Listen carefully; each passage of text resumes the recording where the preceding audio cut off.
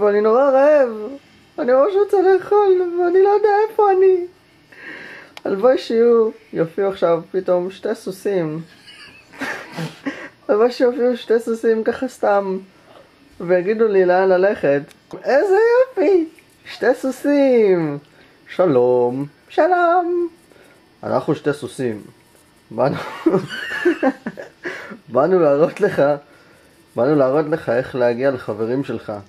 יש, איזה כיף! סוף סוף אני אוכל לראות את החברים שלי, ואז אני לא אהיה רעב.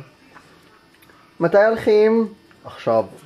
אם רק תוכל לשים את המשקפי שמש האלה ולבוא איתנו. אבל אין לי משקפי שמש. טוב, לא צריך. בוא איתנו. לאן אנחנו הולכים? אנחנו הולכים עכשיו לחברים שלך. אנחנו בדיוק עוברים את הארון. יש לנו ארוחה. יש לנו הרבה ללכת. אנחנו עפים עכשיו. רגע. זה ירד במדרגות. אוקיי, חזרנו לקיר. זה לא מסוכן קצת? כן, הרבה מתים, אבל שמע, זה יהיה שווה את זה. טוב, בסדר. אנחנו, רגע, קבלו. איזה יופי. טוב. אנחנו יורדים במדרגות, יש לנו עוד סט אחד. אנחנו פשוט נמצאים עכשיו בבית של רועי, ויש לו מדרגות כי הוא עשיר. רגע, אני רוצה להסתכל במראה. איזה יפה אני היום. יאללה, מה יש לך? עוד מדרגות. תיזהר ליפול.